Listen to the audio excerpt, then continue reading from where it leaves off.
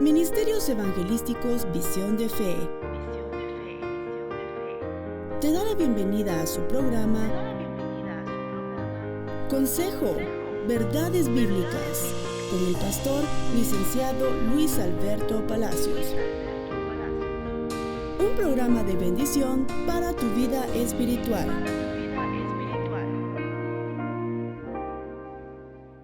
Gloria al Señor, hermanos. Vamos a internarnos en la palabra. Acompáñenme a Hebreos capítulo 8, por favor.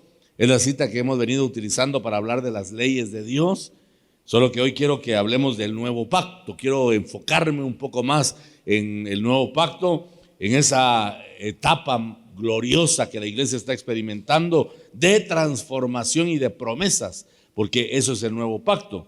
A la luz de Hebreos capítulo 8, versículos del 6 en adelante, es una porción de algunos versículos necesarios para que podamos hacer una buena exégesis de esta doctrina que yo considero fundamental y básica, hermanitos amados. Hebreos 8, versículo 6 en adelante. Me indica, por favor, cuando esté conmigo. Bueno, dice la palabra: pero a Jesús se le ha dado un servicio más importante. Asimismo, también el nuevo pacto que Él trajo es más grande que el anterior, porque se basa en mejores promesas. Si el primer pacto no hubiera tenido falla, entonces no se habría necesitado el segundo pacto. Pero Dios encontró una falla en el pueblo y dijo: dice el Señor, llegará el tiempo en que haré un nuevo pacto con el pueblo de Israel y con el pueblo de Judá. No será como el pacto con sus antepasados, cuando los saqué de Egipto con poder. Ellos no fueron fieles a mi pacto, por eso los abandoné, dice el Señor.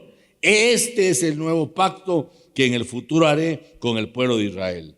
Pondré mis leyes en su mente y las escribiré en su corazón. Yo seré su Dios y ellos serán mi pueblo. No tendrán que enseñar a sus vecinos ni a su familia. No habrá necesidad de que alguien les diga que conozcan al Señor, porque todos me conocerán, desde el primero hasta el último. Perdonaré todas las maldades que han hecho en mi contra y no recordaré más sus pecados.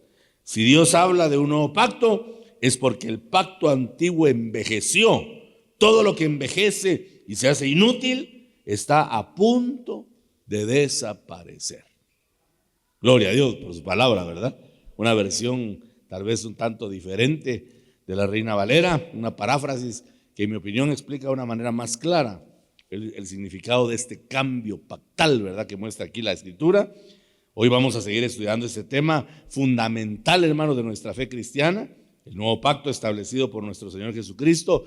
Y a la luz de este pasaje de Hebreos 8 y otros pasajes bíblicos, nos damos cuenta cómo este pacto no solo reemplazó el pacto antiguo, sino que lo supera en capacidad para poder transformar nuestras vidas. Dice acá, en esta versión bíblica, que Dios encontró una falla. Yo me ponía a pensar cuál sería la falla que encontró Dios en el pacto dado al pueblo de Israel. Porque yo he venido enfatizando, hermanos, que desde que Dios puso al hombre en el huerto del Edén, le ha dado leyes para que estas leyes puedan normar su conducta, para que estas leyes puedan apegar la voluntad y la acción del ser humano al propósito de Dios y que podamos traer contentamiento a su corazón. El hombre nunca ha estado sin ley, porque ese estado de anomia se llama, ¿verdad?, legalmente, la carencia de leyes. Ese nunca ha ocurrido, porque desde que Dios puso al ser humano en la tierra, le ha dado leyes, le ha dado preceptos, le ha dado normativas para que pueda ser guiado, conducido por la voluntad y el propósito del Señor. Pero ahora acá nos habla radicalmente de un cambio de pacto, porque Dios encontró la falla. Y la falla, según lo que acabamos de leer, es que el pueblo de Israel no se sometió voluntariamente a su propósito. No fueron fieles, dice la palabra. Ellos no fueron fieles a mi pacto, por eso los abandoné, dice el Señor. Entonces ahora viene Dios y cambia, hermanos, y en el nuevo pacto Él dice: voy a hacer un cambio, porque mi ley no va a ser más una ley externalista, no la voy a plasmar en piedra, no la voy a plasmar en pergaminos, sino que ahora voy a hacer una obra sobrenatural donde voy a poner mis leyes en el corazón de cada uno de ellos. Interpretemos de aquellos que creamos en el Señor, de aquellos que tengamos, hermano, el credo en nuestro Salvador, nuestro Señor Jesucristo. ¿Cuántos creemos en Jesús como Salvador y Señor? Pues entonces no me cabe la menor duda que en usted y en mí Dios ya puso sus leyes y están escritas en la mente y en el corazón de cada uno de nosotros, hermano, para que nos guíen estas leyes internamente. Aleluya. Dele fuerte, fuerte, fuerte las palmas al bendito Señor. Es que este nuevo pacto, hermanos amados, es el corazón del evangelio. Es la esencia del nuevo pacto, ya que nos ofrece una conexión, digamos, más directa, más profunda con Dios. ¿Por qué digo que es una conexión más directa? Porque jamás nadie había tenido el privilegio que usted y yo tenemos hoy, de acercarnos libremente, confiadamente al trono de la gracia. Porque antiguamente usted conoce la historia y sabe que podía nada más uno que se consagraba, que se preparaba y que era ungido con esa unción especial que preparaban para el sumo sacerdote. Y una vez al año, en el día del Yom Kippur, ese hombre que se había consagrado se preparaba para entrar, solamente él, a la presencia del Señor y poder hacer oblaciones y un sacrificio de incienso en el lugar santísimo para esperar que Dios hablara. Y al escuchar la voz de Dios, entonces él empezaba a darle al Señor, a manifestarle las necesidades del pueblo, y Dios comenzaba a hablarle también al sumo sacerdote para que éste le expresara al pueblo cuál era su voluntad. Pero era un asunto, hermano, tan complejo que el sacerdote tenía que entrar atado de la cintura con una cuerda y con una campanilla, y todos los que estaban fuera estaban escuchando. Si oían el sonar de la campanilla, decían: todavía está vivo, todavía está vivo, todavía está vivo, porque habían unos que no se preparaban, y cuando entraban al lugar santísimo, la gloria de Dios literalmente los fulminaba. Y cuando no escuchaban más la campanilla, entonces comenzaban a alar la cuerda, porque sabían que el sumo sacerdote se había muerto y había que esperar otro año para que Dios le hablara a su pueblo. Mire qué complejo eso, hermano. Pero ahora dice que cuando el Señor ofreció su vida y derramó su sangre como propiciación por nuestros pecados, la palabra dice que se rasgó el manto que impedía que se pudiera ver el lugar santísimo. Se rasgó de arriba hacia abajo.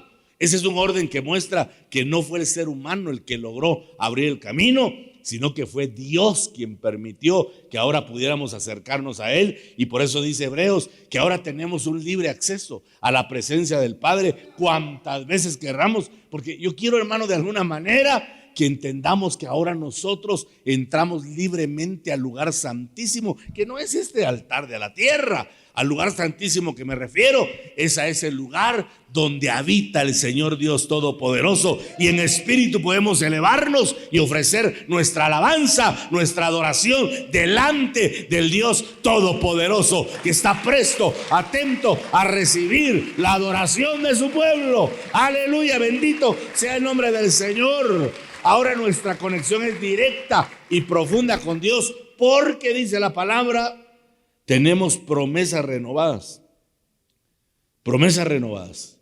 Y una relación que está escrita no en tablas de piedra, sino en el corazón. Y cuando hablo de promesas renovadas, usted me dirá: pastor, ¿y qué promesas se han renovado? Todas. Por eso dice la palabra que nuevas son sus misericordias cada mañana. Cada día tenemos una promesa renovada. Cada día.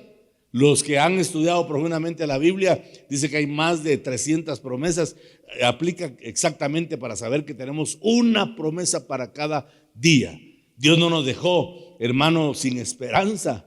Por eso dice la palabra que la esperanza no avergüenza.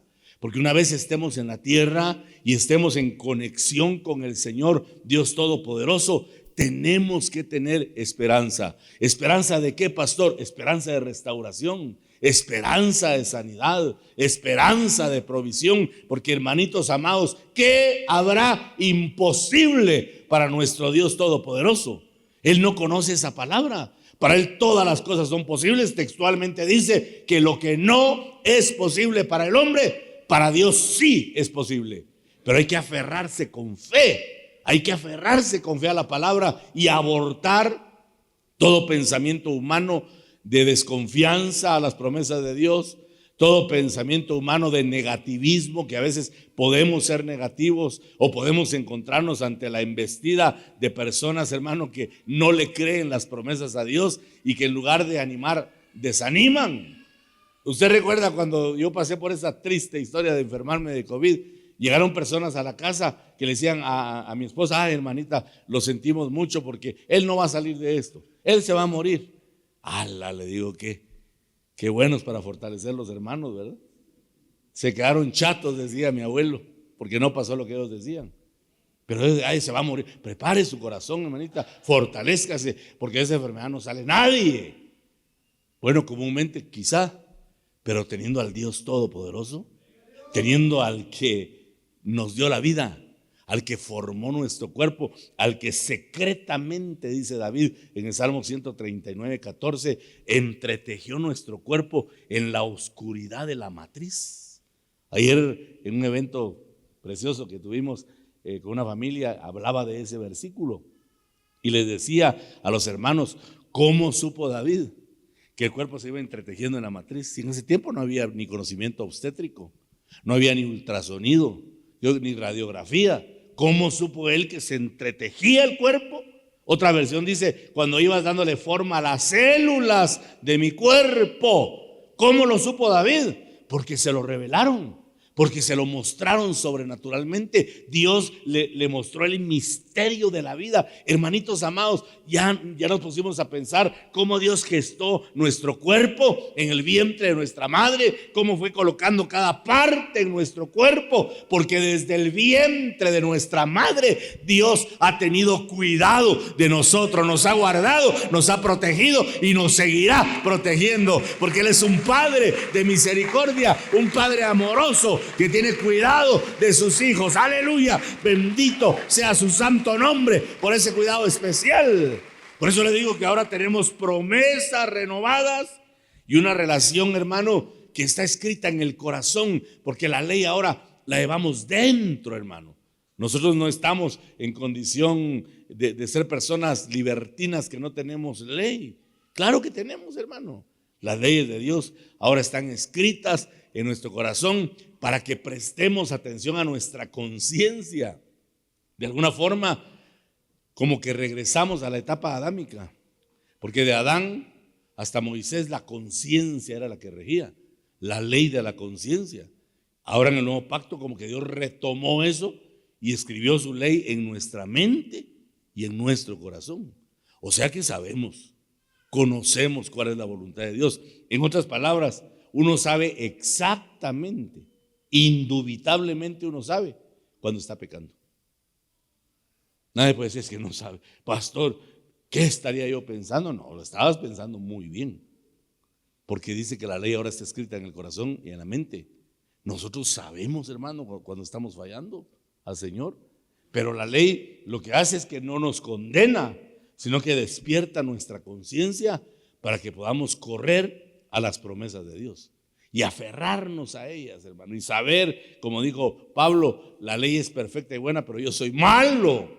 Entonces Pablo dice: ahora reconozco que no soy yo, sino el pecado que habita en mí, el que hace las cosas desagradables. Porque Pablo llegó a sentirse miserable, a pensar: lo bueno que deseo para Dios, lo que anhelo con todo mi corazón, no lo hago, y lo que aborrezco, lo que odio, porque sé que es pecaminoso, eso termino haciendo. Soy un miserable, ¿quién me podrá librar de este cuerpo de muerte?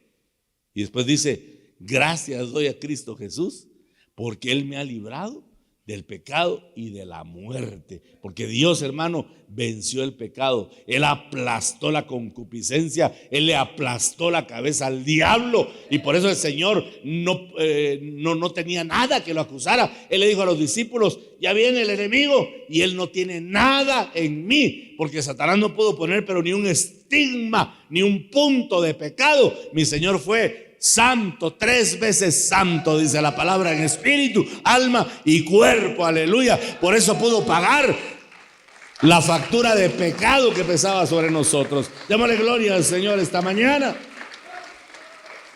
Aleluya. Entonces el nuevo pacto tiene mucha importancia. Es clave porque nos conecta con Dios y lo hace de una manera más directa y profunda. ¿Por qué? Porque fue establecido por Jesús.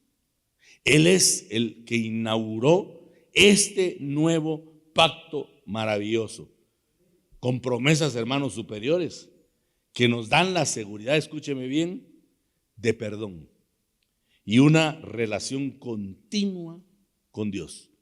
Una relación que no se interrumpe. Por eso le mencioné que estas promesas renovadas, que son superiores a la del pacto antiguo, nos aseguran, hermano, que en Dios tenemos perdón. Por eso dice en Romanos, ¿dónde está el que acusa? ¿Dónde está? Ese es un desafío, ¿verdad? Que el apóstol escribe. Es un reto. ¿Dónde está el que nos acusa? Si ahí está Jesús que nos justifica. O dicho de otra manera, ¿quién podría acusarnos, hermano? ¿Quién va a ser el fiscal de nuestra alma si tenemos al defensor que es nuestro Señor Jesucristo? ¿Quién puede acusarnos? Nadie. Por eso dice expresamente, ninguna condenación hay para los que están en Cristo Jesús. Amén. No hay ninguna condenación. ¿Por qué? Porque el Señor en el nuevo pacto se compromete a darnos un amplio perdón. ¿Sabe por qué? Porque el Señor conoce esa fuerza de pecado, a eso que se le conoce teológicamente como la naturaleza pecaminosa que todos llevamos dentro.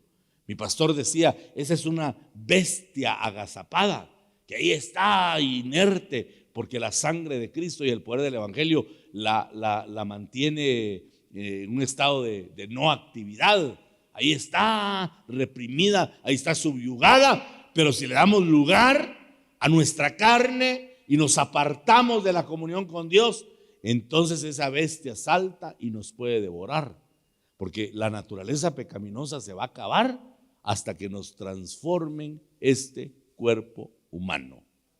Pastor, o sea que yo tengo naturaleza pecaminosa. Sí, pastor, yo oro 3 veces al día, aunque ores 20, pero la naturaleza pecaminosa está todavía ahí, solo que está de una manera en la que no toma control, porque no se lo permite la sangre de Cristo y el poder santificador del Espíritu Santo. Pero si nos apartamos un poquito, hermano, ay Dios santo, brota nuestra carne y podemos cometer no errores, sino horrores. Amén. Así es la naturaleza pecaminosa. David se descuidó un poquitito, no mucho, un poquitito se descuidó David nada más. Y mire, ¿qué le pasó? Terrible, hermano. Así es la naturaleza pecaminosa, pero nos asegura este pacto bendito que el Señor inauguró, que no importa lo que pase en nuestra vida, tenemos el perdón del Señor y una relación continua, porque lo que trato de decirle con esto, porque lo dice la palabra, es que aunque pequemos, no se rompe la comunión con Dios, porque aunque nosotros seamos infieles, Él permanece siempre fiel, dice la palabra. ¿Cuánto le damos gloria a Dios, al Señor, por esa extraordinaria fidelidad? ¡Aleluya! Mire cómo lo dice el versículo 12 de Hebreos 8. Dice en esta versión, palabra de Dios para todos: perdonaré todas las maldades que han hecho en mi contra. Oiga eso. Perdonaré todas las maldades que han hecho en mi contra y no recordaré más sus pecados, dice. Vamos a ver otra versión. Dice la Nueva Traducción Viviente: y perdonaré sus maldades y nunca más me acordaré de sus pecados. Nueva Traducción Viviente. La Biblia de las Américas dice en el versículo 12: pues tendré misericordia de sus iniquidades y nunca más me acordaré de sus pecados. En otras palabras, el Señor dice: voy a perdonar, como lo dice aquí textualmente, todas las maldades que hagan en mi contra y no recordaré más sus pecados. Dios no es como ese ser humano, ¿eh? Porque nosotros decimos, lo perdono, pero nunca se me va a olvidar lo que me hizo. En cambio, Dios dice, nunca más recordaré sus pecados y voy a perdonar todas las maldades que han hecho contra mí. Hermanos, es un exceso de misericordia. Ese es un exceso de gracia, de bondad y de amor que solo proviene del Señor. Porque Él nos muestra, hermano, expresamente que Él es perdonador. Y el Señor vino a enfatizar la palabra cuando estaba clavado de pies y manos en la cruz. Porque estando bajo el oprobio, estando, hermano, bajo el señalamiento de hombres malvados y de ese minimundo que estaba ahí en derredor del Gólgota, y el Señor dijo, Padre, perdónalos, perdónalos, cumpliendo lo que dice la Escritura. Te pido que los perdones porque ellos no saben lo que están haciendo. Entonces mire qué hizo el Señor. Hebreos 8:6. Pero a Jesús se le ha dado un servicio más importante.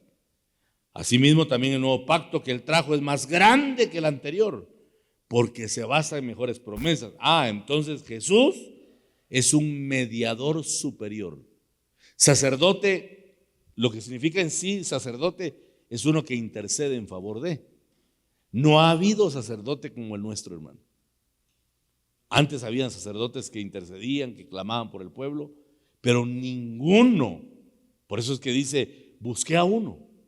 Básicamente el Señor está diciendo, busqué un sacerdote que se pusiera en la brecha y que clamara por este pueblo para que detuviera mi mano y no los castigara. Y no lo hay.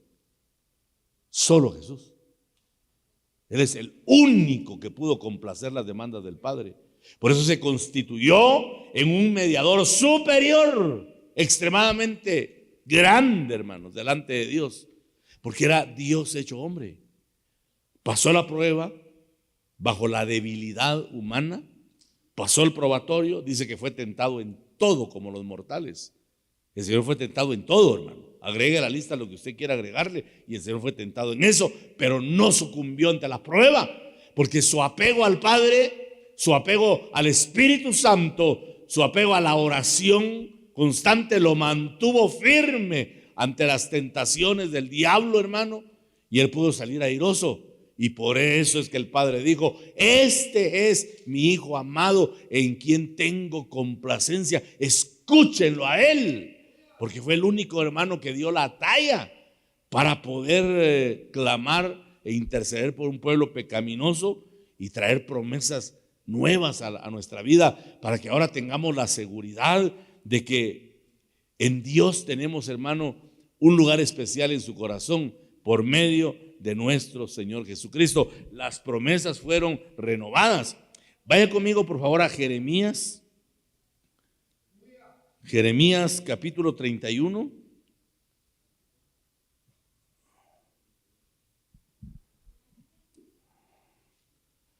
Jeremías 31, versículos 31 al 34. El Señor dice, llegará el día en que haré un nuevo pacto con Israel y con Judá. No será como el que hice con sus antepasados, cuando los llevé de la mano para sacarlos de Egipto, puesto que ellos lo rompieron, a pesar de que yo fui como un marido para ellos, dice el Señor.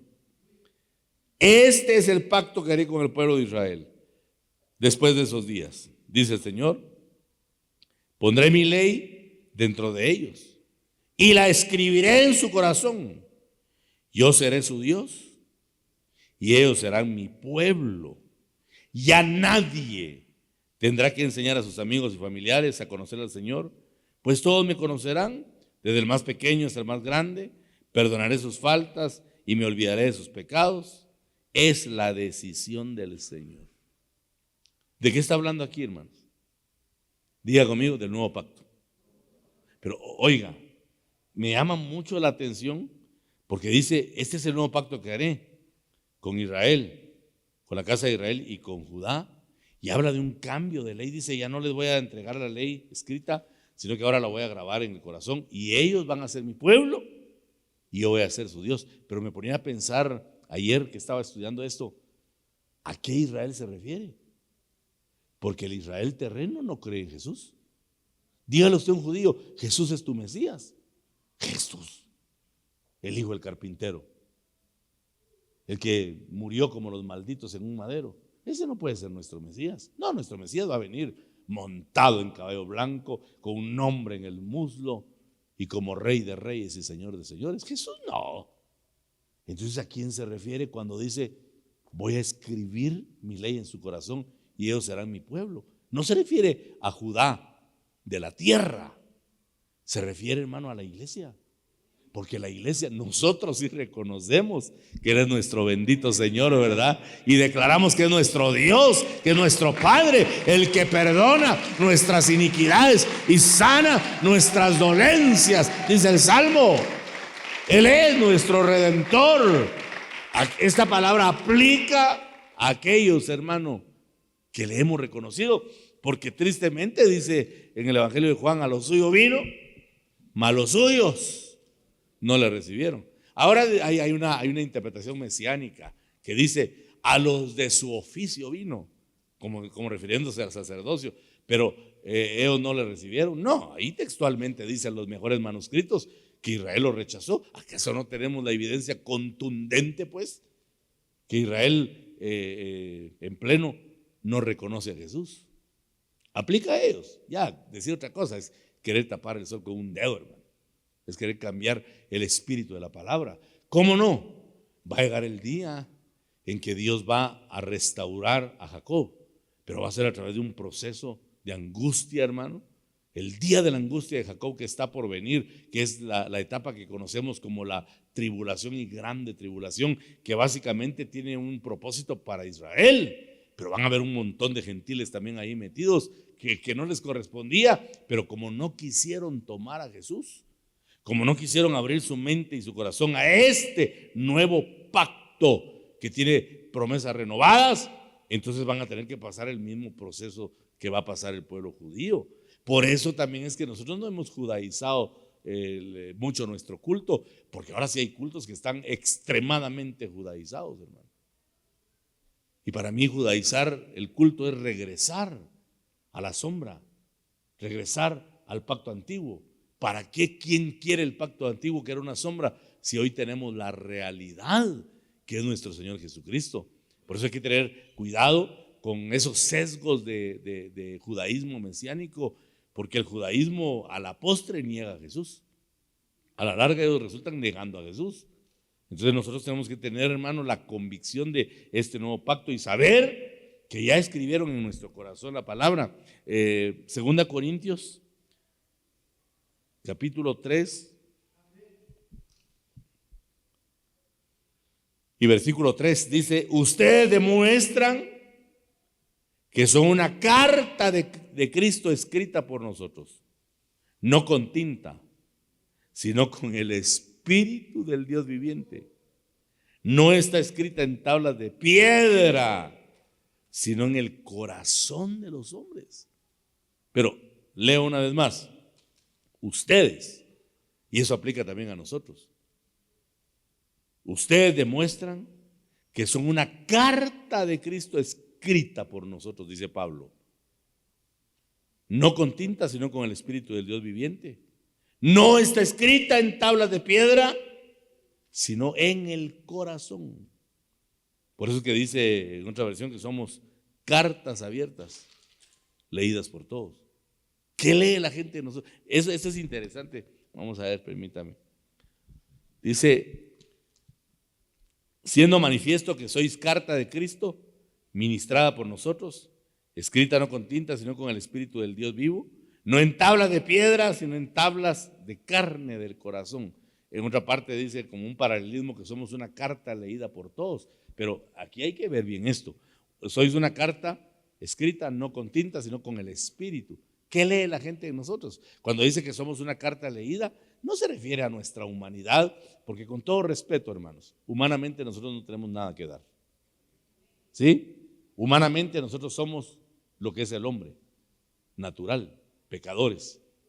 Pero lo que está escrito y que la gente debe leer en nosotros es el evangelio de Jesús. ¿Sí? Las buenas nuevas. Por eso es que uno debe tener solvencia. Hay quienes dicen, pastor, yo no me atrevo a tomar privilegios porque no estoy en condición. Con todo respeto, ¿cuándo estamos en condición? ¿Cree usted que yo estoy en condición? No le digo que soy un pecador craso de 7 suelas tampoco, pero yo no estoy en condición. Si yo estoy aquí es por pura gracia, por pura misericordia, y usted también. Porque el día que yo pase y venga con ínfolas, hoy sí, hermano, hoy sí vengo cañón yo para predicarle. Y ese día comencé a pecar con orgullo y vanidad. El que dice que no peca hace a Dios mentiroso, dice la palabra. ¿Estamos aquí? Sí. ¿Por qué? Por el puro afecto de su gracia. Por eso, favor que no merecíamos, hemos recibido, dice la palabra. Bendito sea su santo nombre por esa misericordia, ¿verdad? ¡Aleluya! Bendito sea el Señor. Mire, este otro aspecto interesante, Hebreos 7:22, que muestra otro de los aspectos de este pacto bendito. Hebreos 7:22.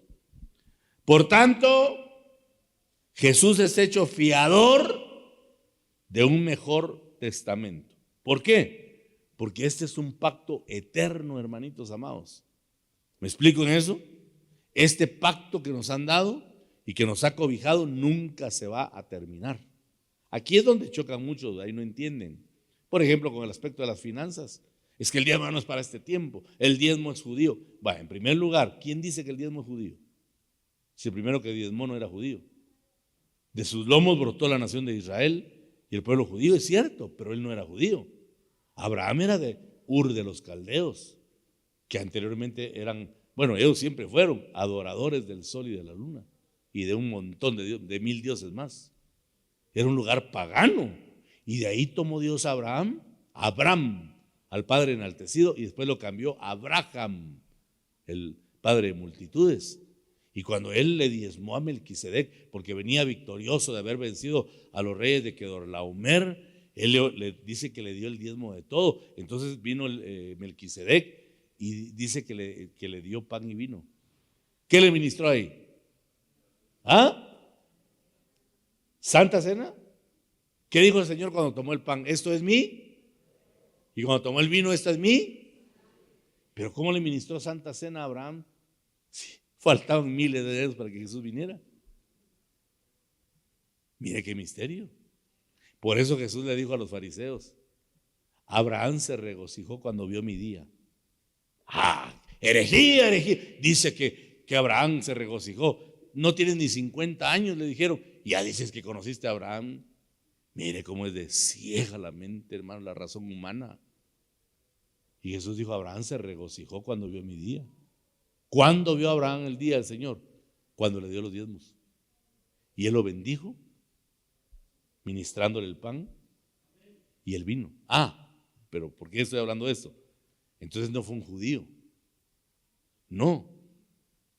Entonces el diezmo judío cesó. Sí, eso sí es verdad. Eso sí es cierto.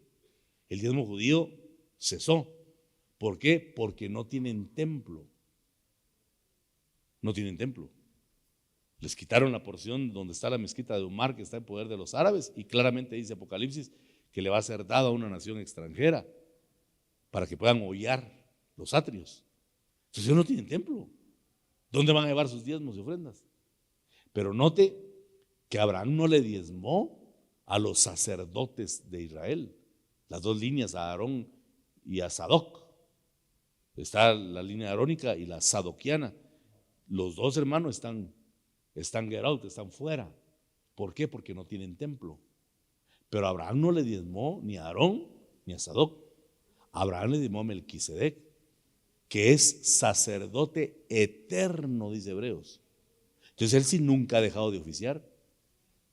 ¿Pero dónde está el templo? Nosotros tenemos uno acá, pero el templo donde nuestro sumo sacerdote oficia es el que está en el cielo. Y él es sacerdote eterno, él nunca ha dejado de oficiar. Entonces, ¿por qué se va a detener el principio del diezmo? Si el sacerdote que menciona la palabra, que es en el que nosotros creemos, él sí todavía está fungiendo. Ahora, si usted es judío y tiene su credo judío, entonces no diezme, porque no tiene ni sacerdote ni tiene templo. Pero los que sí lo tenemos que ser fieles al Señor Porque Él, hermano, no dice la Escritura, pues, que a diario intercede por nosotros. ¿Por qué? Porque este sumo sacerdote bendito todavía está oficiando y nunca dejará de oficiar, porque es sacerdote eterno delante del Padre Celestial. Aleluya, démosle honra y gloria a nuestro Señor Dios Todopoderoso. Gloria a Dios. Un pacto eterno. Por eso nosotros tenemos que seguir haciendo todo lo que hacemos, porque al final vamos a resultar ahí, inmersos en esa gloria donde está nuestro sumo sacerdote. Bueno, ahora veamos cómo el nuevo pacto tiene diferencias con el antiguo. El nuevo pacto transforma la manera en que nos relacionamos con las promesas de Dios. Mientras el antiguo pacto se enfocaba en la obediencia externa, el nuevo fomenta una relación interna y transformadora. Allá en el tiempo de la ley se guardaban de los externalismos, hermano. Tenía la gente cuidado de no rozar un cadáver, por ejemplo. Porque si alguien se descuidaba y rozaba un cadáver, ya estaba inmundo. Y tenía que irse a purificar 7 veces. Si alguien tomaba una silla donde había estado una mujer que tenía su periodo menstrual, automáticamente estaba contaminado y tenía que ir a descontaminarse, hermano. Eran puros externalismos. Pero el nuevo fomenta una relación interna que es transformadora, porque va creciendo, o sea, va creciendo, va aumentando cada día la relación interna que tenemos con el Señor, porque la revelación cada vez tiene que ser más profusa, tiene que ser mayor, para que esa revelación nos haga adentrarnos en la gloria del Señor Dios Todopoderoso y reconocer que Él es santo, y por ello nosotros también tenemos que ser santos. O sea, ya no cuidamos tanto, aunque sí tenemos que hacerlo, hermano. Ya no cuidamos tanto nuestros externalismos, ¿verdad? Pero sí tenemos que guardar mucho nuestro corazón. La palabra dice expresamente, sobre toda cosa guardada, guarda tu corazón. ¿Por qué? Porque de él mana la vida. Hay que guardarnos internamente. Le dijo el Señor a Samuel, no mires la apariencia, no mires los externalismos, porque Jehová dice textualmente, no mira las apariencias, Jehová mira el corazón. Pero entonces, pastor, ¿por qué dice usted que hay que guardarse externamente? Si Jehová no mira lo externo. No, Jehová no, pero el hombre sí.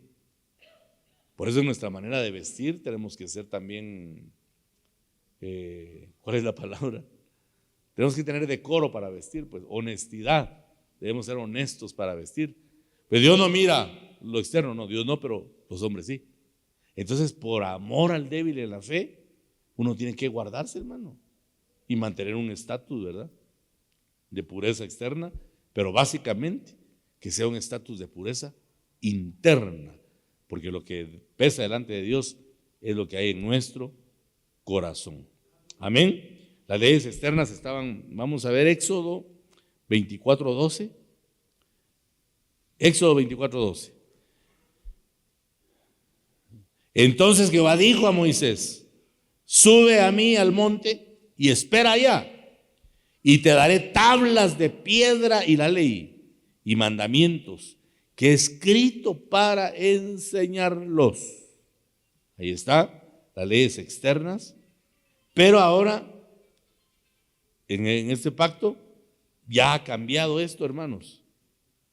Y ahora la ley fue escrita en el corazón, es lo que hemos venido repitiendo. Aquí era una ley externa que tenían en tablas, que tenían en pergaminos, pero ahora la tenemos escrita en el interior y desde el interior nos tiene que ir guardando. Dice claramente que el pueblo de Israel incumplió, me fallaron, dice Dios, no guardaron mis mandamientos. Entonces ahora Dios está pidiendo una fidelidad en el nuevo pacto, porque ahora no estamos solos. Ahora tenemos al Espíritu Santo que nos da la fuerza para que podamos cumplir su palabra, hermano. Nadie puede decir, es que el evangelio no se puede vivir. Así dicen algunos, ¿verdad? Ay, no, yo no juego con Dios, yo mejor no me meto, usted, porque si me meto yo no voy a aguantar. No voy a aguantar. ¿Y quién dice que es aguante humano? Si esto es bajo revelación del Señor, no es esfuerzo, no es abstinencia. Ay, Dios hermano, qué difícil sería eso.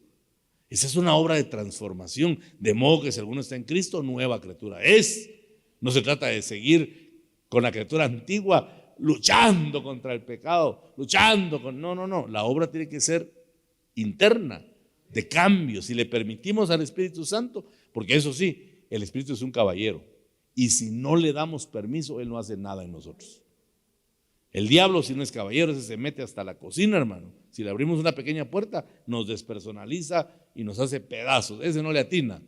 Pero el Espíritu Santo dice: aquí yo estoy a la puerta y llamo.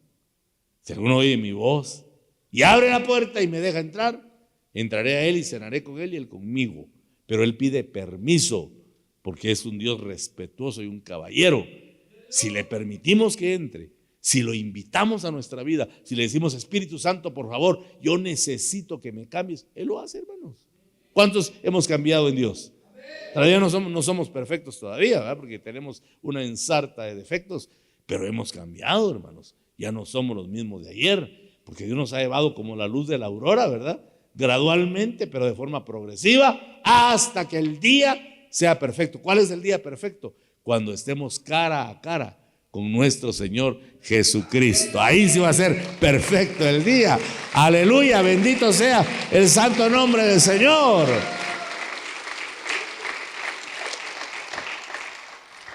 Entonces este nuevo pacto exige un compromiso personal y corporativo, ¿verdad? Como iglesia. El nuevo pacto nos llama a un compromiso profundo, personal y colectivamente, porque este pacto no es solo un acuerdo, hermanitos amados, es una transformación completa de cómo vivimos y nos relacionamos con Dios y con los demás. Ese es el nuevo pacto, una transformación completa de nuestra forma de vivir y nuestra relación con Dios y con el prójimo. Es o debe ser una relación personal. Eso nos dice la palabra. Debe ser una relación personal, porque ese es el pacto que haré, dice Hebreos 8:10, con la casa de Israel después de aquellos días. Pondré mis leyes en su mente y en su corazón las escribiré, y seré a ellos por Dios y ellos me serán por pueblo. Relación personal renovada. Versículo 11. Y ninguno enseñará a su prójimo, ni ninguno a su hermano, diciendo: conoce al Señor, porque todos me conocerán, desde el menor de ellos hasta el mayor. Miren, ninguno le enseñará a su prójimo. Yo recuerdo que en la etapa de la adolescencia, cuando tenía como 15 o 16 años, yo me alejé de Dios. Me gustaba la música y es que la verdad yo no había nacido de nuevo. Ya le conté, hermano, que yo acepté a Cristo como 10 años después de estar en la iglesia. Y lo hice secretamente como Nicodemo, ¿eh? Yo de plano llegué a Jesús también de noche y bien escondido. Pues me dio vergüenza levantar la mano y decir: yo acepto a Cristo después de 10 años. Pero sinceramente fue la única vez que Dios tocó mi corazón y que yo sentí de verdad que necesitaba a Jesús como Salvador. Entonces secretamente, porque el predicador dijo: ¿quién quiere aceptar a Cristo? Si alguno quiere aceptar a Cristo, venga al altar o levante su mano. Yo no la levanté. Después él dijo: repita esta oración, y yo me eché la oración junto con él, hermano, y acepté a Cristo. Y ahí estaba llorando solo. Nadie se dio cuenta. ¿Por qué? ¿Por qué sale esto? Porque yo me alejé del Señor en la adolescencia, andaba en el mundo, y los jóvenes, amigos de la iglesia: ¿qué tal, Luis? ¿Cómo estás? Mira, Luis, anda a la iglesia, hermano. Mira lo que dice la palabra. Hasta que mi pastor le dijo: ya no le estén hablando al canche. Así me trataba él. A ese no le hablen. Ese conoce la palabra más que todos ustedes juntos. Déjenlo. Y una vez que yo lo encontré, hermano, y fui a visitar a unas amigas, y andaba algo tomado. Muy tomado, creo yo. Y fui a visitarlas y llamé a la puerta. Y cuando salió el pastor, ¡oh, qué impacto! ¿Verdad? Me dio vergüenza y puse a llorar. Hermano, le dije yo: mañana voy a llegar a la iglesia. Nah, me dijo: ¿qué diablo vas a llegar a hacer allá? Me dijo: tomá, me dijo, sacó 50 quetzales. Seguí chupando, me dijo. Y me quedé viendo yo. Se lo recibí, ¿va? Seguí chupando, me dijo. Y cuando necesites de verdad a Cristo, entonces espero allá. Pero ahorita no, me dijo, da a chupar. Amén, me dijo, me fui a chupar, ¿va? Ay, enseñanzas que nunca se olvidan, hermano. Ya cuando llegué le dije: hermano, hoy sí vengo necesitado. Vaya, bienvenido. Es que ese es el nuevo pacto. Si no, hermano, ¿qué hace uno religiosamente? Seguir cometiendo las mismas fallas, los mismos errores. Pero cuando se despierta la necesidad diferente, todo sale, porque ninguno enseñará a su prójimo, diciéndole conoce al Señor, porque todos me conocerán. Aquí todos conocemos de Dios, hermano. Ya sabemos. ¿Por qué? Porque la enseñanza del Espíritu Santo, si cabe la palabra, automáticamente la trajo. Una vez recibimos a Cristo, nos dieron todo el conocimiento, nos dieron la verdad. Nos dice el apóstol Juan, no tenéis necesidad que nadie os enseñe, porque vosotros tenéis la unción. Es el Espíritu que está morando en nuestra vida y es el que nos guía a toda verdad y a toda justicia, y que nos garantiza, hermano, el perdón del Señor, como dice Hebreos 8:12, porque seré propicio a sus injusticias, y de sus pecados y de sus iniquidades no me acordaré más. Miren cómo es Dios, hermano, que literalmente se olvida de todos nuestros pecados y faltas. Pero ahora viene Dios y hace un llamado a la fidelidad para que este nuevo pacto de una manera positiva venga a traernos cosas nuevas en nuestra forma de vivir. Yo pregunto, ¿vivimos de manera que reflejamos la transformación que Dios ha hecho en nuestros corazones? La gente tiene que ver el cambio en nosotros. Es un llamado a vivir no solo con obediencia, sino con una relación transformada y renovada en Dios, porque, insisto, somos cartas abiertas donde la gente tiene que leer en nosotros la misericordia, la gracia, la bondad y el amor del Padre. El nuevo pacto es el desafío para cada uno de nosotros, para que estas verdades se conviertan en una praxis, que sea un evangelio práctico en cada uno de nosotros. Este es el momento, creo yo, en el que tenemos que hacer un compromiso con Dios, no solo a entender el pacto, sino a vivirlo, a vivir la nueva vida. Eso dice Hechos 5:20. Vayan y puestos de pie, declaren todas las palabras de esta nueva vida. ¿Qué quiere escuchar la gente? La nueva vida. Que tomemos la escritura y que mostremos la nueva vida, porque ese es el compromiso. Mire, esto dice el evangelio. De modo que si alguno está en Cristo, nueva criatura es. Aquí estoy yo, míreme a mí. Eso es lo que hay que hacer, hermano. Salgamos de este lugar hoy con el propósito renovado de vivir en fidelidad continua, mostrándole al mundo la realidad del amor, de la gracia perdonadora de nuestro Jesús. Y que cada día de nuestra existencia, hermanitos amados, sea una demostración de ese compromiso de cambio que tenemos, porque es el tiempo de que disfrutemos de todos los beneficios de este bendito nuevo pacto que Jesús inauguró con su bendita sangre. Démosle una ofrenda de palmas al bendito Señor. Aleluya. Alabado sea el nombre de Cristo. Fuerte, fuerte las palmas al Señor.